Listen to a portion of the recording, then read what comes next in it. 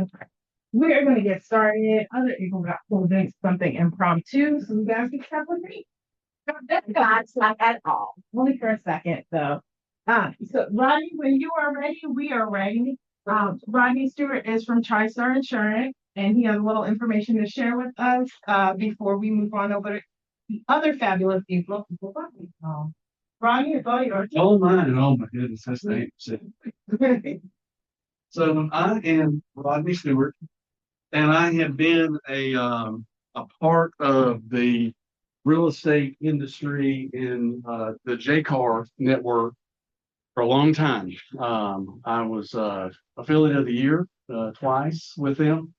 And now's the time I can brag on myself. Usually, everybody's uncomfortable bragging on themselves, but I need to let you know who I am. So I was on the board of directors with JCAR as well. So I'm heavily invested in your industry as an insurance agent. Why do you think that is? Why do you think I care to be here today? Relationship. Relationships. I want to grow my business, and if I can grow my business, who has ever heard of Zig Ziglar? Well, Zig Ziglar's favorite thing is if you can help enough other people get what they want, you'll end up getting what you want. Well, that's kind of how I try to live my agency. So who is TriStar Insurance? That's me. So TriStar Insurance, there's six of us in the office. It's myself, my boss, who is my wife. I love it. Yeah. And then we have four other staff agents. So we are, TriStar Insurance. Why did I name it that? Back whenever I was about 5, my dad retired from the Air Force, and he sold vacuums after he got out of the Air Force. And they were high-end vacuums. So he would take me on the sales calls, a little 5-year-old, and dress me up. And I would go and I'd be the one that would get all the attachments and get the sand out of the car to bring it in, all that. So I watched Dad sell and I would hear the Zig Ziglar stuff. So I've grown up in sales. So one of the vacuums that he sold was the TriStar vacuum. So I left Farm Bureau back in 2007, 6, and I said, I want to name it something. I don't want to name it Rodney Insurance, whatever. I said TriStar. So I named it after a vacuum, but that does not mean that we suck. That is cute. I wanted it to be a little bit bigger than me. Cute. So we've been in business. I've been in business since 2000 and owned TriStar since 2007. And so when you see TriStar, it's not some big whatever, it's just us. So we are locally founded, locally owned. I'm a veteran. We're not an 800 number. So when you call, some customers could care less. If it's an 800 number, press 1 for English, press 2, whatever. When you call us, you're going to get an answer, and they're going to have a Southern accent most of the time. So that's who we are. We know that your clients are your clients before they're ours. So if you have a insurance need, reach out to us. Even if you don't do business with us, let us be a resource for you, because if you've got a property that's got, we call it some hair on it, where there's some issues, maybe the roof is old. Who's had an issue trying to get insurance on an old roof? Yeah. We've got options for that.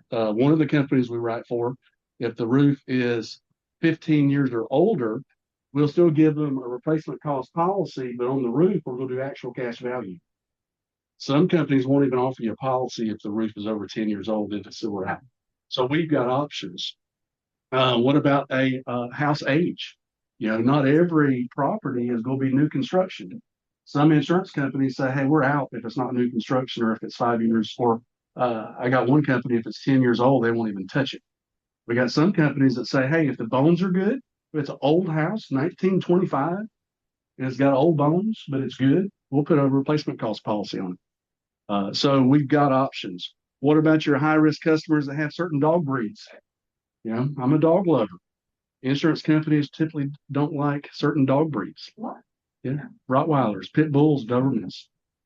So you'll call, and if the agent on the other end says, "Hey, I'll give you a quote," give your client a quote, and now you're dependent on that quote for the closing, and then they underwrite it right before closing, and they say, "Oh, I didn't know that you had two Dobermans and a Pit Bull.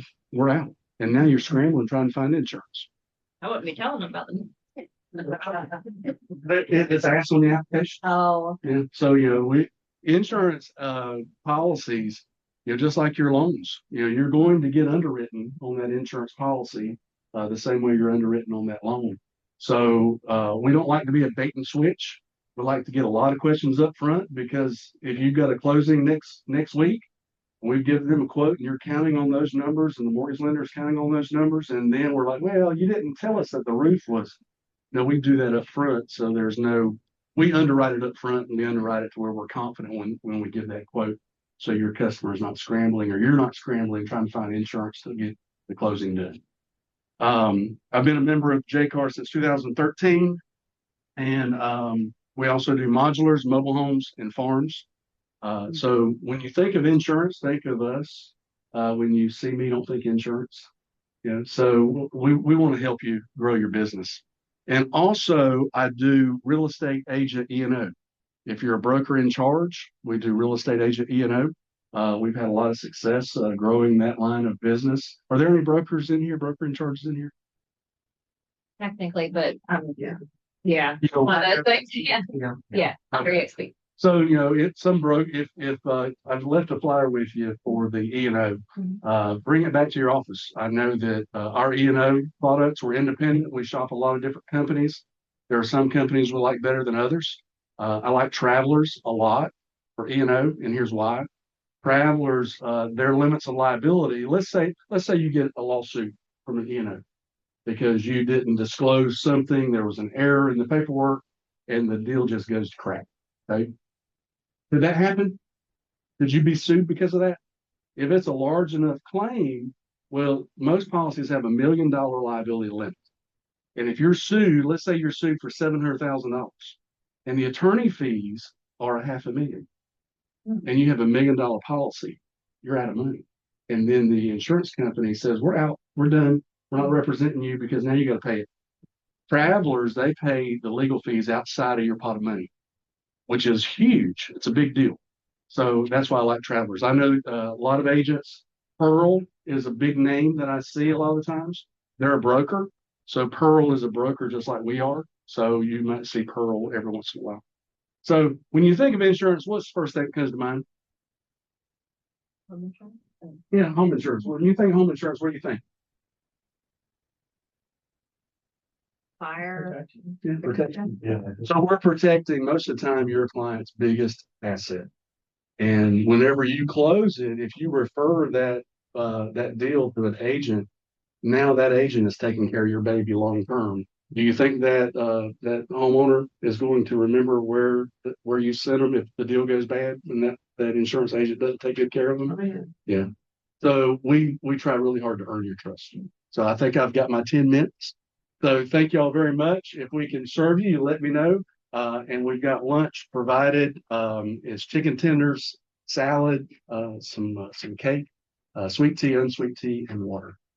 And so thank you all. Okay,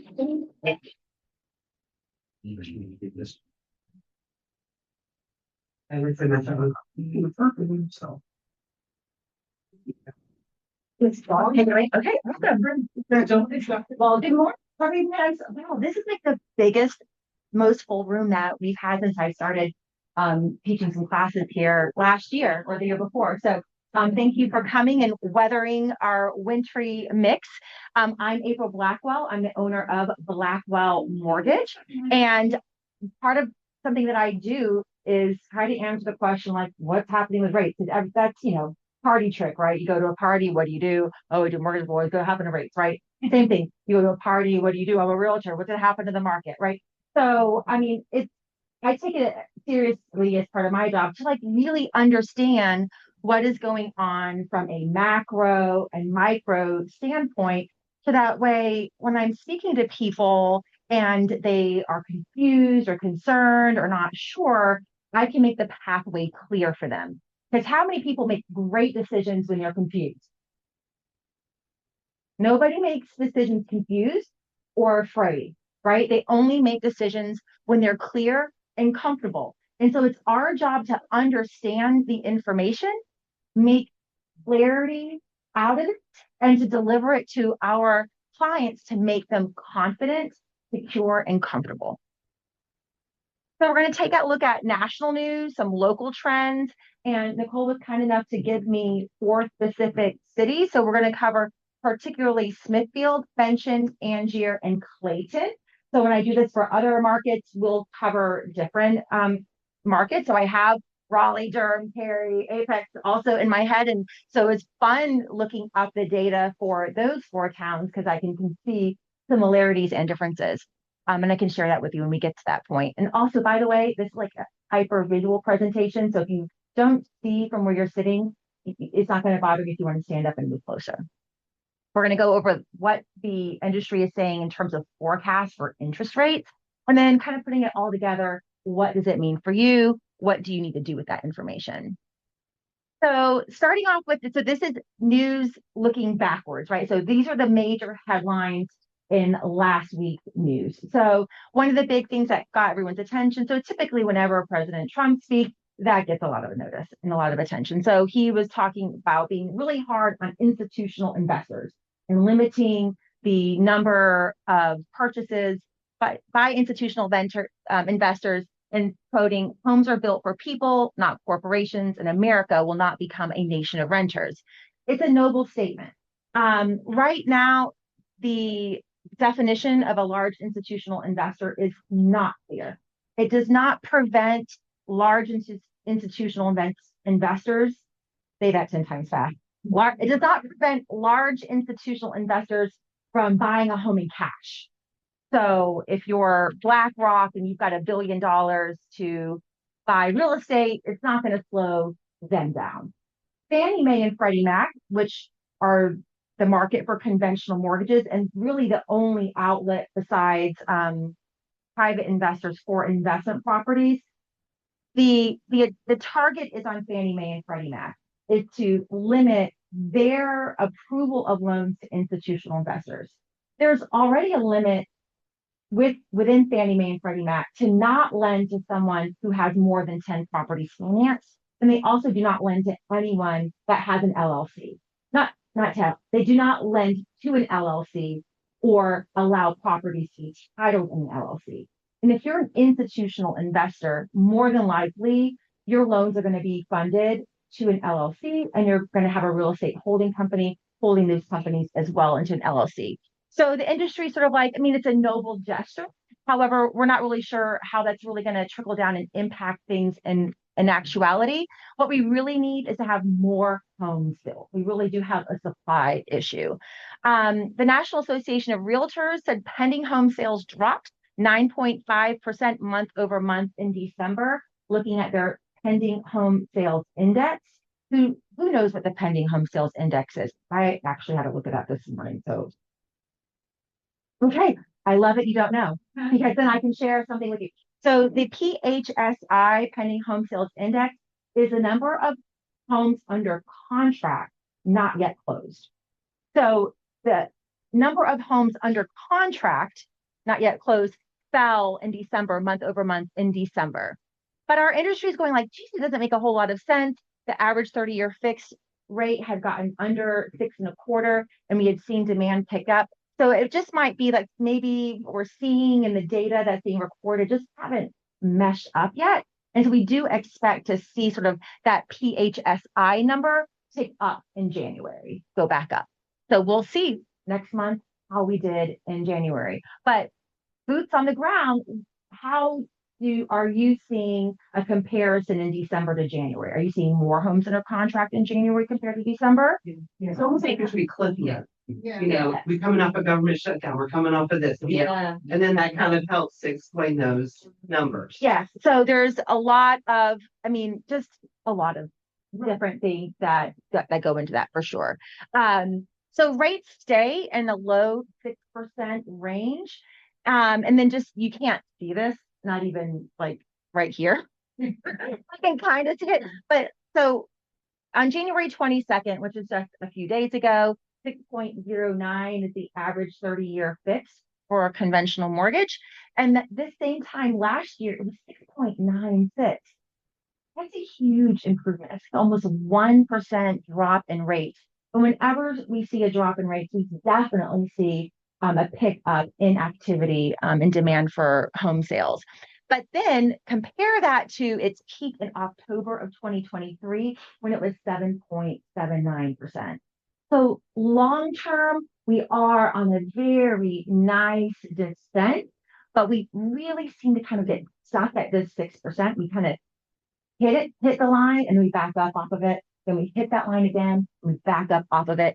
So we are eager to see that go under 6%. But it just hasn't happened yet, and more about forecasts later. So the 10-year treasury moved above 4.25, and it's still, as of yesterday, in that range. And that's because of a response to Japanese bond yields, tariffs, and the Greenland headlines. And the Fed is not expected to cut or raise short-term interest rates at their meeting today. So we'll find out today whether or not they're going to raise the federal funds rate. That does not impact mortgage rates, okay? Not directly anyway. So, but that does directly impact prime. Prime is the index that is part of your credit cards, student loans, personal loans, home equity loans, any kind of consumer debt. Now, what will happen today is if they cut, we're expecting zero, like no change. If they go up, highly unlikely, but if they were to go up, that's going to be like, whoa, nobody was expecting that. Then rates will go up. If they go down and nobody was expecting them to go down, then rates will fall, just sort of as a response to the expectation. But rates are where they are because they're already building in today's flat change. All right, so this part is actually kind of even hard for me to see. So what we have right here, local market trends for Smithfield, Clayton, Benson, and Angier. I'm gonna have to go over here so I can see better.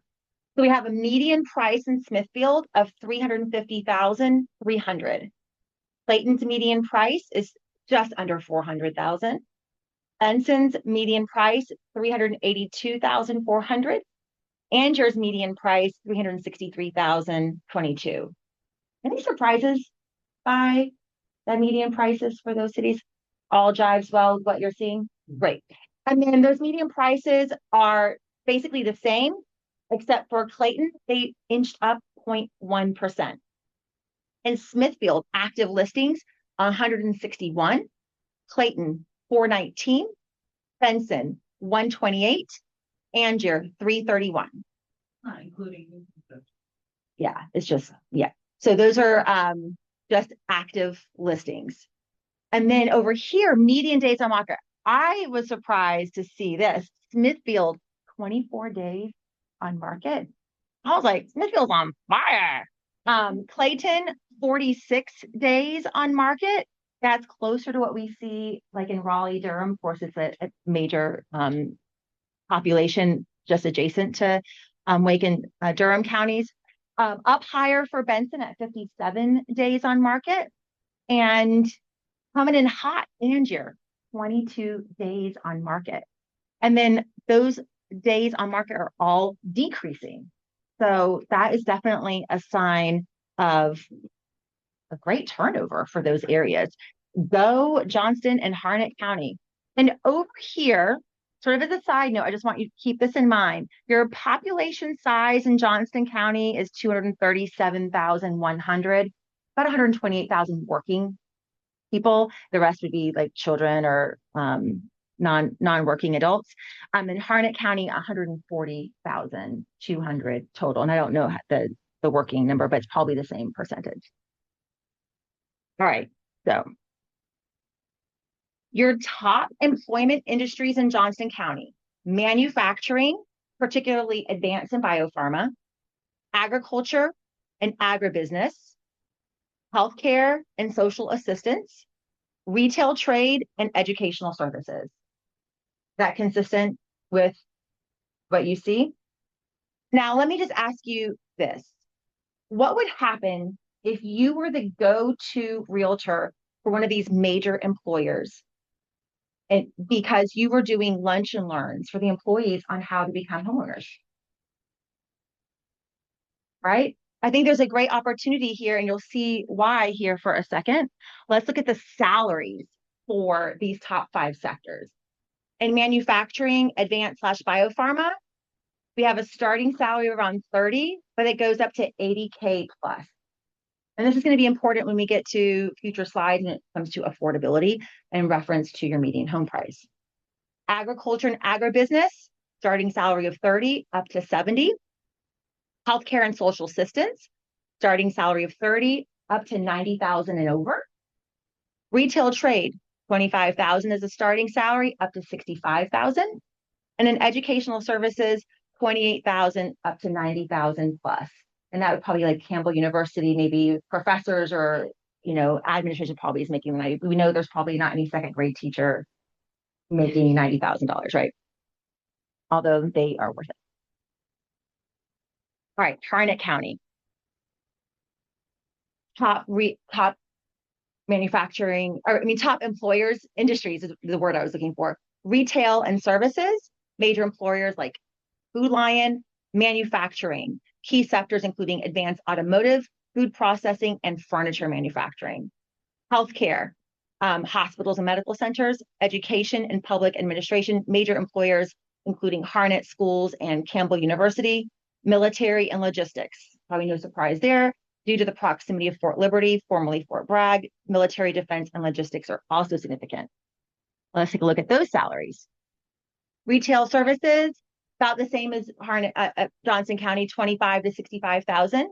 Manufacturing, 30 to 95,000 and up. We topped out at 90,000 in Johnson and Harnett.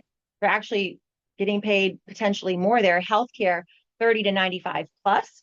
Education and public administration, this is the 28 to 95 plus.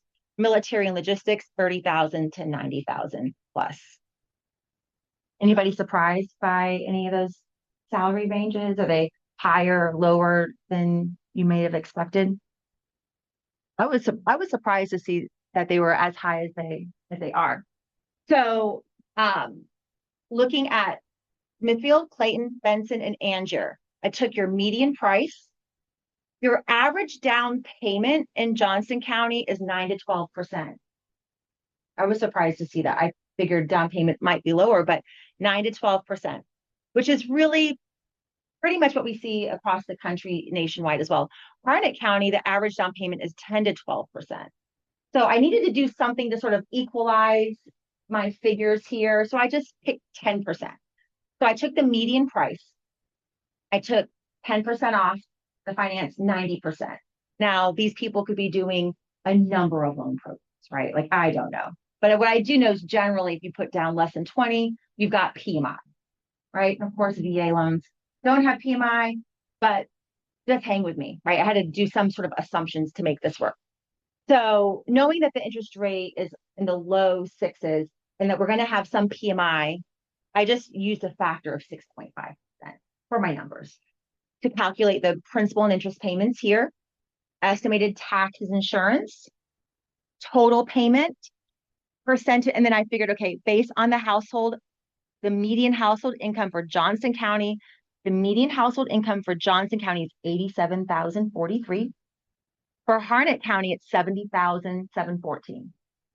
So for your top three cities here, which are in Johnson County, a median home with the average down payment divided by the median income is just over 31% in Smithfield, almost 36% in Clayton, just at 34% for Benson, and almost 41% in Angier. So let me take a switch. What this means is living in Smithfield would be the most affordable place. If somebody's looking for they ask you, where is the most affordable place for me to live within 25 miles? Assuming that Smithfield's within 25 miles, I'm going to guess that's accurate, maybe 30 or whatever. I'm a Raleigh girl, so y'all forgive me. I don't drive out here. They just give me some grace. But they want to hey, within, an hour of where we are right now, and I know Smithfield's definitely within an hour, where can I get the most bang for my buck? It's going to be Smithfield. That payment is the smallest percentage of someone's income in that area. And I'm just really surprised to see that in Angier, to live in Angier under these conditions that we've talked about with the down payment of 10%, it's really stretching somebody's budget. Just like the median, the person making a median income of $70,000, buying the median price home, putting down an average down payment, is really going to be stretching their budget compared to if they were living in Smithfield. Any questions about this or any ideas? Are you able to share the slides with us? Cole has it, and she can certainly just distribute that to everybody. All right, so this is looking at Smithfield insights for Johnston County. So here we have the 5-year gain in Johnston County. So this is going to apply to like basically all of Johnston County. So if someone buys a home today at the median price of $351,662 for Smithfield, they're going to gain an appreciation over the next 5 years over almost $66,000. And that's just using a very modest rate of appreciation of 3.74%. The 63-year average is 3.43.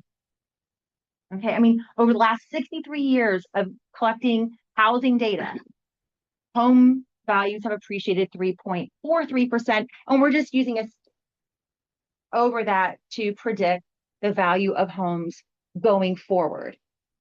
So when I think about renters deciding to wait until the time is right, there's a cost of waiting. You know, this year they lost, this is a $14,000. And from here to here, it's like a 12,000, 13,000. And they're losing about, they're missing out on say $12,000 to $15,000 every year in appreciation. And this doesn't count their equity, right? They have a mortgage that's going down also. So the mortgage is going down every year. That's creating their equity, which is their net worth. And let's remember that homes are an asset that can be passed down to generations. Someone who owns a home is creating generational wealth for themselves. They give themselves options in retirement to live mortgage free, or if they have to, sell that home to pay for assisted living somewhere. All right, here's Johnston County. Someone asked about new construction. There's 2,720 homes a year being built in Johnston County. In all of Johnston County, there's 1,524 active listings. As of the day I pulled this data, this might be a week old. I did it like on Monday. So, you know, if it's 1,600 today, you know, just hang there with me. Okay. So 1,524 total active listings. It's an increase month over month of 46% and 69% year over year. And that's great. We need more inventory. There's in the last 5 days, there were 279 new listings. Here we have that median household income. And I want you to take a look at this, y'all. This is awesome. The affordability index in Johnston County is over 100. It's 121. What that means is that a person earning the median income of $87,000, who's buying the median price at $351 and change, putting down 20%. So this is using 20% down. They can afford that one. Okay. Now in Wake, it's 98. It's just slightly under 100, making it somewhat more difficult to afford. And in Durham County, it's like 89. You know, just so when you have people comparing, contrasting your neighboring larger counties, just so you know, their money doesn't go as far there.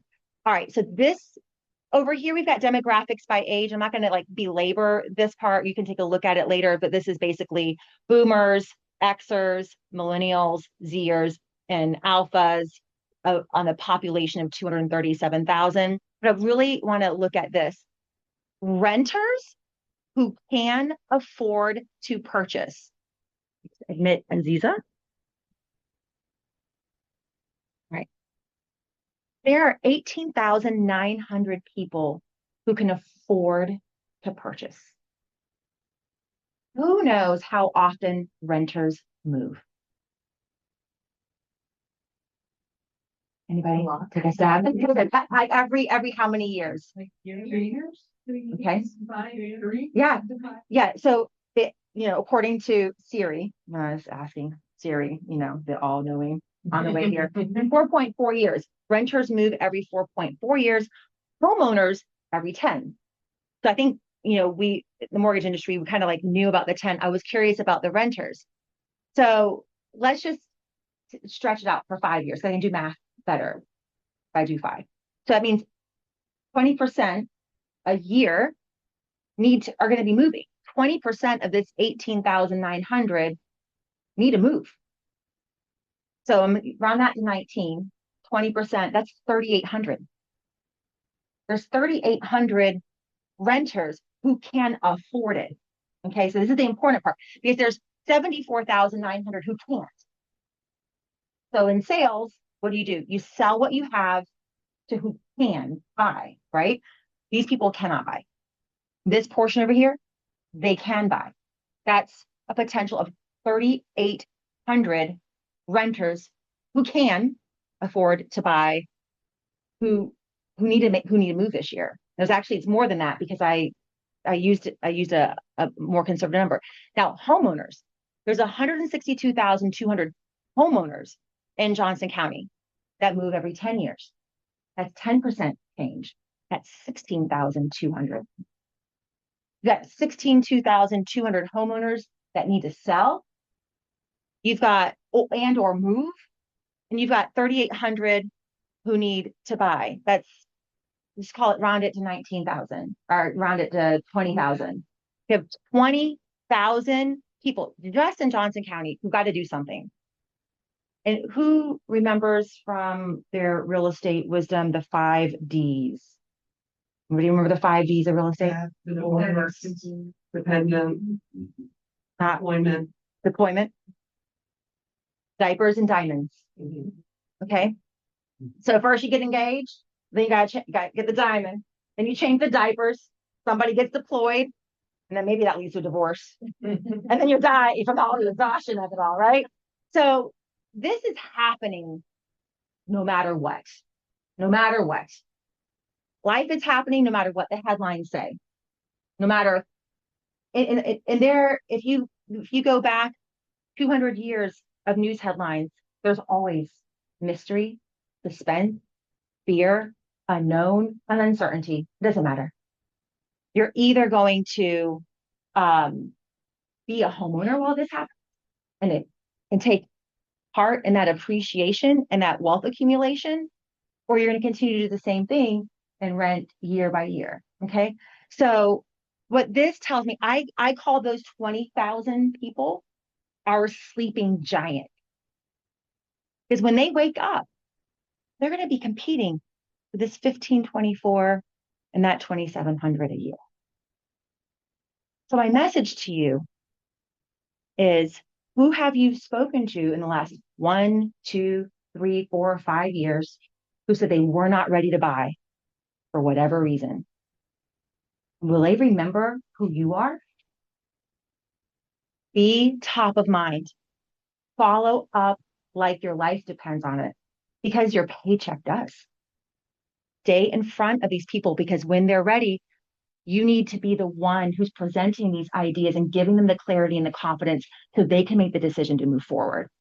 Don't let social media do it for them and then have them pick the realtor who's doing the fanciest dance. All right. So here we have Harnett County. We're going to see very similar numbers. 5-year gain, 58,259, using a 3.69 average appreciation. Over here, we have 13,600 renters who can, still highly affordable, even though the household median income is less. The prices are lower. We still have 121. 86,000 homeowners. We take 20% of that. We're like 17,000. plus 20% of the 13,000, if I round that for 2,800, so say 2,800 plus the 14, say 17,000, 16 to 17,000 people. Also, sleeping giants in Harnett County. This is hugely important because those people have 1,179 new homes being built and 1,387 active listings. Now, I know that's turning over all the time, but at any one given time, that's a huge proportion of pent up demand. And they need you to help them get to real estate first before all the rest figure it out. Because if you are at the beginning, which is today, and you're buying real estate, and then the sleeping giants wake up in the next 6 months, 12 months, 18, 24 months, that proportion of potential buyers to active listings is kind of scary. Like, we need more properties being built. All right, conclusions from this data. Dual household incomes are going to afford homes easier than single incomes unless they are at the top of their income bracket. Affordability is better in Johnston and Harnett compared to Durham and Wake. Pay attention to these number of renters who can afford to buy. And if you haven't done a great job on keeping track of leads and prospects that say they want to buy, but they can't do it because of this, that, and the other, please start keeping, whether it's a memo pad, an Excel spreadsheet, your CRM. The best system you use is the one that you use. The best system to use is the one that you're going to use. So for me, for many years, it was a yellow pad. And in fact, sometimes I think the yellow pad is the best system. Write it down and then revisit that list every month, every quarter. Do I need to talk to Johnny? What did Johnny? Okay, because he just got an inheritance. Oh, great. All right. When is he going to get it? Okay, let's put a plan of action together. Now he didn't have the money to buy. Now he does have the money to buy, because all of these things are happening in the background of people's lives. So have a curated follow-up plan and learn how to articulate and convert their dreams into plans and show them they can. Now, you and particularly may not be able to qualify them for a mortgage, but please get them to a mortgage professional. There's lots of great local banks, credit unions, brokers out there that can help. And if they get told no at one, don't just give up. Have them talk to somebody else. Not all lenders are all things solvable. All right, our forecast from Housing Wire for 2026. The 10-year treasury will be between 3.8 and 4.6. Some of a narrow, less than 1% range, but also that kind of stays within the rate forecast for mortgages, 5.75 and 6.75, also a narrow range. Well, actually, I think that's quite a large range, because you get closer to 6, you get into the 5s, and everyone's like, party on. You get over 6.25, and people start pumping the brakes. Okay, so I think that we're gonna hug that 6% line. Excuse me. Now you can buy a rate down to 5.75. So while you can negotiate with sellers and get a chunk for concession, just work with that mortgage professional. What do they need from this before you make an offer? Before you submit an offer, you should not submit an offer unless you speak to your mortgage professional. What could we get from the seller? How much do we need from the seller to make this deal work for the buyer? What can we do I think I can negotiate $7,000. What could I get for a $7,000 seller credit? Partner with that mortgage person. Could you do it? What would work best for that buyer? Is it a 2-1 buy down, a permanent buy down, covering the closing cost, a hybrid? Because those concessions are pure magic and gold. So don't make an offer unless you know how you could use that to your buyer's advantage. Because if they know you're communicating well and they feel like they're on a team, then they know that everyone has their best interest in mind. Mortgage spreads will improve. That just helps lenders provide better rates to their clients. is if they have narrow spreads, not making as much money. So they're talking about an increase in mortgage spreads. Existing home sales are expected to be up by 237,000, more than in 2025, should rates stay under 6.25. But home prices are pretty much projected to be flat to slightly under year over the year, which means tremendous opportunities to negotiate on behalf of your buyer. 237,000, is that overall or is that Johnston? Oh, that's overall. That's national. National, okay. Yeah. I was like, Thank you. That's a national. Yeah, Housing Wire is national. All right. So what does that mean for you? All right. For the sell side, I mean, just I kind of divided these up into like just principles, right? So sellers need you, a local professional guide, more than ever. Now, more than ever. I mean, they really, really do. Just to have somebody that is cool, calm, and collected, who understands what's happening to help them really carve that path forward. And this is like you know this already, but you want to have the best looking, best showing home, right? To set the standards and expectations for that seller. They can't get the highest price or the dumpiest looking home in the neighborhood, right? So price it right for their market, their condition for today. This is not 2021, right? And I think we all know that. The most important thing you can do is communicate clearly and with confidence. And remember, you're the professional. I know that some sellers, they need a number. Like they actually need this number for it to work.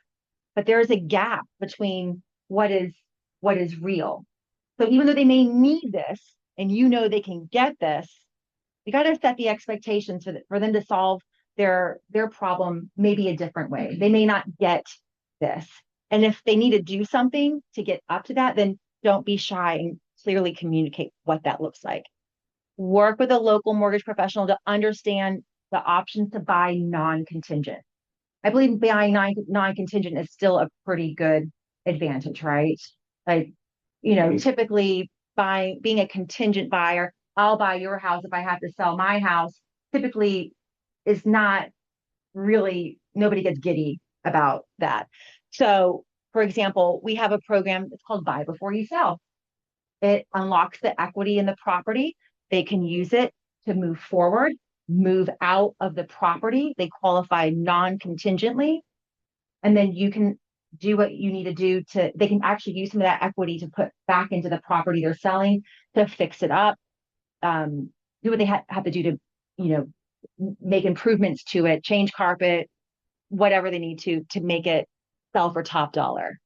And really, you've got to be ready for anything. You got to be able to pivot no matter what's happening. We want to pay attention to headlines so we understand what is moving the general market one way or the next, but we don't want to get wrapped up in it. We have to keep ourselves detached emotionally from what's happening so that we can be the cool, calm, and collected one to help people navigate the unknown and uncertainty.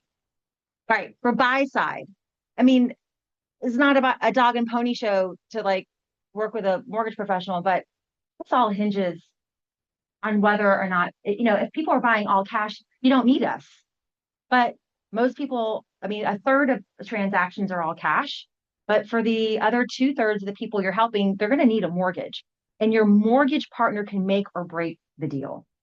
And it's really important. And I'm not saying you need to work with just one. You should work with several. You need to know the programs and offerings of your lending partners. If you're not sure, contact them.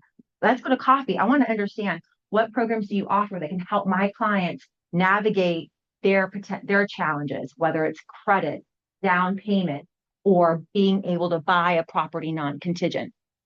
They got to get really pre-approved. Don't work with somebody who went online and did a self-approval. Those aren't worth anything. You might get lucky, but more often I get calls from agents who had a client go online or even go to their, local bank or something, and they get a pre-approval and they show them a house, and then it's like the thing is falling apart, and then It comes to me and I'm trying to help patch it together and figure out sometimes there's a solution and sometimes they're not. One of the big problems on online applications or in a pre-approval process is that it's done on stated income. So, okay, it's, garbage in. What's the next part? Right. So if I tell you I make $100,000 a year, but I don't tell you 50,000 of its base, and I just started getting commission a month ago for 50,000. This is the problem, right? Consumers don't know, nor should they know mortgage guidelines. That's like, they don't, this TMI. So they say, oh, I make $100,000. I'm going to get my check at the end of the month. It's going to be $10,000. I know it's how much I'm going to get made, but you don't have a history of it. You don't qualify for it. So the difference when we do pre-approvals, we get the document. I'm not issuing a pre-qualification letter. Like it's going to be a legit, I verified credit, income, assets, ran automated underwriting. If you're in the gray zone, and I'm not sure, I'm calling an underwriter. So, and you just don't get that with a lot of others. So when you get a pre-approval letter, you should call who wrote it. Hey, what'd you do for this? Did you verify credit, income, assets? You need to know, is your client safe? You don't want them to spend their $2,000 in due diligence money or 500 or whatever it is. It's hard-earned money. They throw it out the window if they can't get approved. They need to expect to pay more than rent in most cases and be able to set a realistic budget for what they can afford and what they get approved for. What you can afford and what you get approved for are not the same thing. Okay, we got to cross-check. I mean, I can qualify somebody for a $6,000 payment. Doesn't mean they can afford it. But, we're using gross income. You're living off net income. There's a big difference there. Affordability has improved. You got to believe, and you got to believe. You got to believe in your product. You got to believe in yourself, and you got to believe in the timing. This is the best time to buy, because when those giants are out there and they're sleeping, but they're going to wake up. When they wake up, we've got to be ready. So get in before they get after and you have multiple offers all over again, because, we're not building fast enough. And once again, you got to be ready for anything. And just a little bit about me, how I help clients. I have a professional consultative process. I have expertise in loan programs to meet a variety of needs. I'm not all things to all people. I just sent somebody to North State Bank the other day, because I have a friend of mine who had a program that I knew could help my client that I could not offer. Okay. I have no problem sending people to a competitor. I don't look at them that way. I see that there's enough for all of us. And I consider my friends in other banks and other industries as my peers, that we are all in this together. And if I can't help them and somebody else can, then I'm going to do that. I believe in doing what's right by people.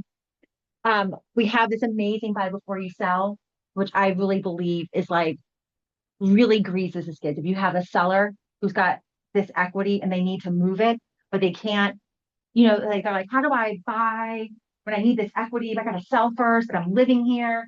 It just kind of it's just easier if you can just get out and then sell. So I can help you out with that. And we have a wider net and more programs to help folks than your traditional retail financial institution, like a retail mortgage company, a bank, or a credit union, but they have stuff that we don't do. So we all need together. My specialty is in the self-employed. If you're self-employed or an investor, I mean, like, I'm going to speak your language, and I've got what you need. Separating couples, I'm a certified divorce lending professional. I can help them navigate that space. First-time buyers, started my career in that. I mean, I still love that. Co-buyers, we need two incomes to qualify in most cases. And sometimes they're not married. They could be family, they could be friends. I love co-buying. And then next time buyers with properties to sell. This is what my process looks like on my website, blackwellmortgagenc.com. Learn and apply our process. They schedule a quick chat. They apply. I review all this information over here. Once I understand and I ask questions, make sure I know, like, how do you make money? How stable is it? Look at the credit, run automated underwriting, research loan programs, all the things. Like, this is like the most intense part of the process. they have this much involvement. I have this much involvement. And then once I'm ready with their solutions, we have a consultation, about 45 minutes to maybe sometimes an hour and a half long. We do a virtual call and I make sure I answer all of their questions and prepared for the entire process. There are no surprises. I can't believe how many people have pre-approval letters, but they don't know what their payment's going to be and they don't know what their closing costs are. They don't know how much cash they need to close. That is completely unacceptable. If you have a client with a pre-approval letter who does not have a detailed estimate or some financing options for them, you need to get them to somebody who will provide them all the. I mean, how crazy it would be for you to go and get them under contract, then they get their loan package and go, whoa, this payment is $3,000 per month. I had no idea. I can't afford $3,000 per month. And then they want to back out of the contract. I think people backing out was at an all-time high last year, like 37% or something of all contracts-ish, people backing out. Like what you had just said happens way too often that they don't know those terms going in. Unacceptable and inexcusable. And I think people in my industry who send out pre-approval letters without having a formal consultation, they should lose their license. I mean, it's just malpractice. I mean, you wouldn't see a patient and then prescribe them a bunch of medicines and then not tell them how to take it. You know what I mean? Like, you sit down with a patient and you explain, okay, you're going to have this and you should take it with this meal at this time of day. And, you had to give care to people. All right, recommendations and more recommendations for you all. Have an ironclad follow-up system. Ironclad. Like post-it notes, text messages, not enough. It's okay to use your phone as a CRM, but you need to have a central location where you're keeping track. When was the last time I talked to Johnny? When was the last time I talked to Susie? What do they need? Okay, when are they getting their pre-approval? Don't just move on. I mean, think about all the people you've spoken to over the years that said they wanted to buy, which is why you were talking to them, but then they weren't ready and then you just moved on. I mean, we all do it. We've all done it. I do a pretty good job keeping up with people, following up with them. Hey, did you take care of that credit situation? Did you do that? And sometimes I work with people 3 to 5 years in order to get them, but follow up. But if you don't show up and show that you care, they're just probably going to rest on their laurels, or they're going to do their job and they're going to find somebody else that's tough. Know what your mortgage partners offer. You need options to solve the most problems. You should be the sharpest tool in the shed, right? Like you are a part of somebody's toolbox. You need to be the most handy tool, the one that they can go to and can now you don't do the mortgage part, but you need to know the people who do the things and you need to navigate and direct them to go where they need to go. Be the most positive and confident person in the room. If they're telling you, oh my God, I'm scared about my job because of this news headline and I'm afraid of this. And this is like a terrible time that we live in. And, you just can't commiserate with them. I mean, you can show empathy, but you've got to be the most positive. You got to be encouraging to people. You can't give them more reason to suffer. People are suffering enough. Be the spark in their day. Give people hope. Their facts and information. Facts and information is what help people turn confusion into clarity. Your clients will believe what you believe. If you think this is a bad time to buy, if you think homes are not affordable, it's going to ooze out. You can't, out of the heart and the mouth speak. You can't pretend that, housing is great, but inside going, oh my God, I don't know if I want to buy a house today. No, if you're not right here, if you're not set here about being like, this is the most important job there is to have, is to be a real estate agent that gets people in the homes, that sets generational wealth for people, that if I don't get somebody into a home, I'm actually committing a crime against humanity. Like if you just really feel how important your job is, then somebody else who does is going to sell the house for you. Okay? So you got to believe in what you're selling, believe that you make the difference because you do. You make the difference and believe that home ownership makes the difference. You know, just in a 5-year span of time, somebody is going to gain between say $58,000 and $65,000 in home appreciation using very, very conservative forecasting numbers. You know, and that's just the beginning.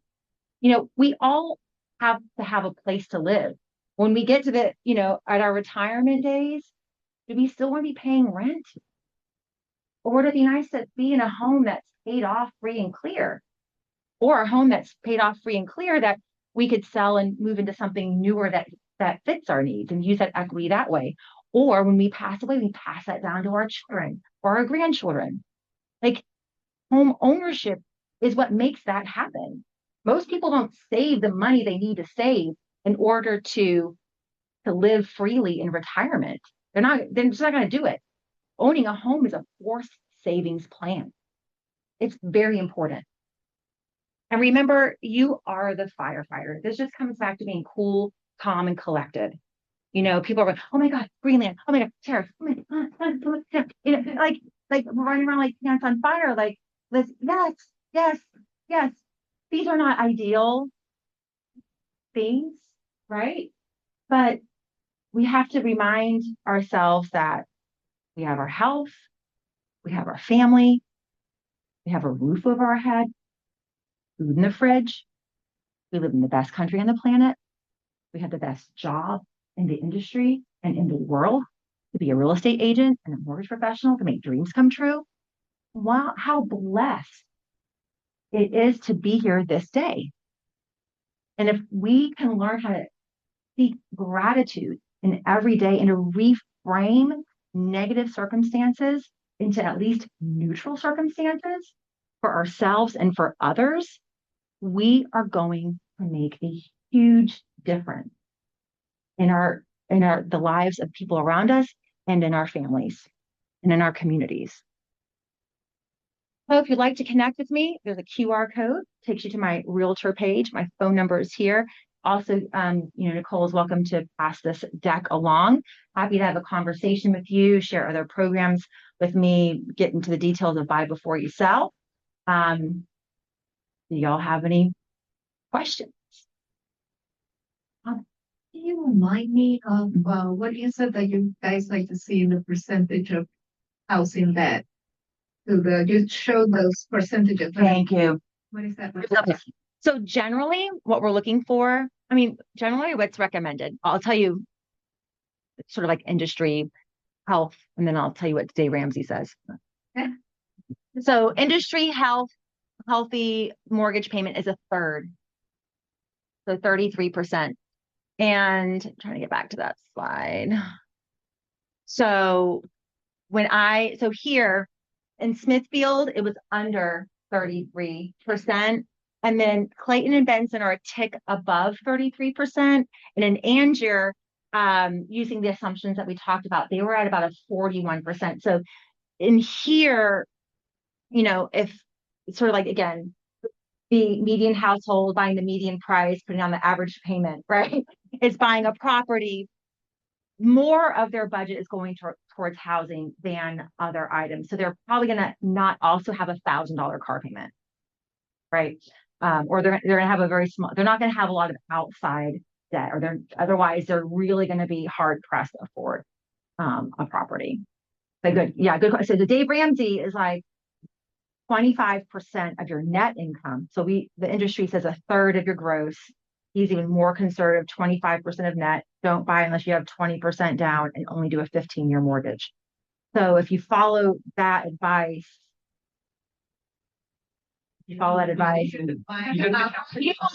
renting a very long time. I mean, it was probably great advice in the 80s and 90s when average home prices were like under $120,000 or so. Interest rates are 18%. Obviously, it makes sense on it. Yeah, but these days it's just hard to execute on. Now, if you can execute on it, fantastic. More power to you. I think a 15-year loan is fantastic. But with today's average home price, a 15-year loan is going to, so let's just say, in Smithfield, the payment was $2,260. It would be like $3,400 for a 15-year loan. So 15 years, like basically times and a half. So, so a $3,400 payment on a $350,000 home for somebody making $87,000. Well, first of all, I'll tell you, I mean, that's gonna be 60% of their income. So, I mean, that's, Let's pay extra. you can, thank you. Yeah. Thank you. You can always pay more. You can never pay less. Yes. And so I recently did a cash out refinance for some clients of mine. And actually the rate difference was like less than 0.25% between a 15 and a 30. And I was like, you know what? Why don't we just do this 30 for you? They were on fixed incomes, and you can always pay extra on it. So they're like, wow, I would never have, I didn't want to do a 30, but that makes so much sense.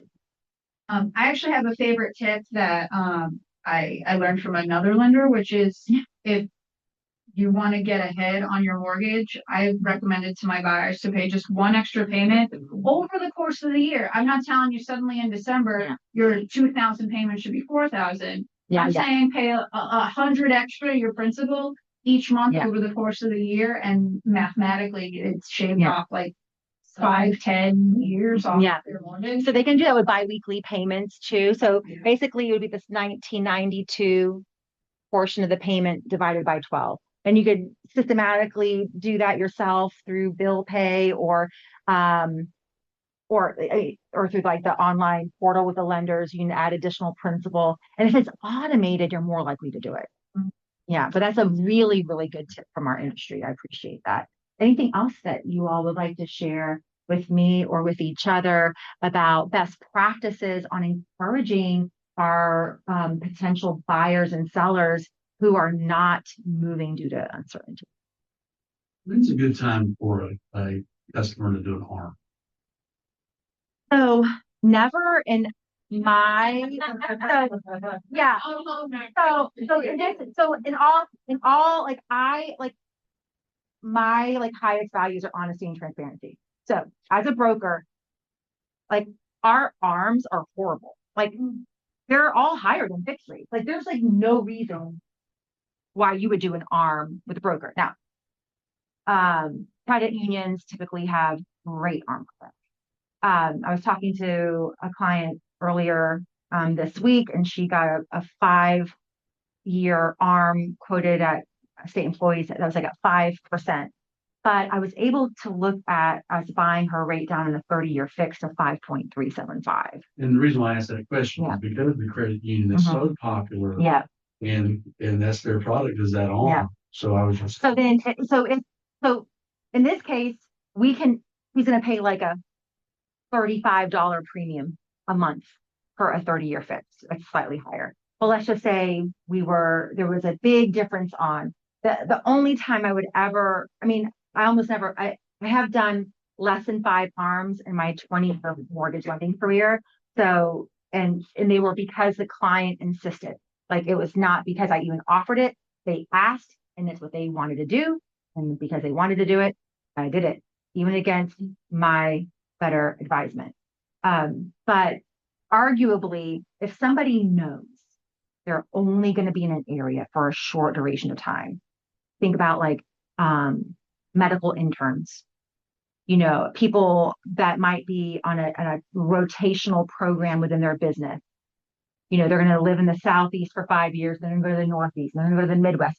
And they know, and there's some people that know every 5 years I'm going to move.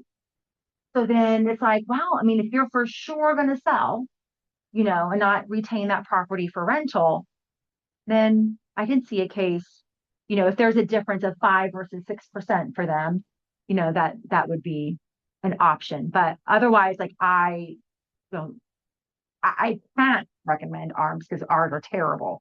But compared to like credit unions and things like that, there might be a small percentage of the population that would benefit from it. Yeah, you're welcome. Good question. Any other questions? Y'all have been a lively, lively audience. I appreciate your engagement. You're welcome to text me on my cell anytime if you have any other questions or scenarios that you want to go over. So I'm really a great sounding board if you have any type of challenges. I mean, sometimes I have listing agents who say they have properties that have oddities about them. They're like, hey, like, are we going to come across any appraisal issues because of this? And, just think of me as being a great community resource for you. Okay. Thank you.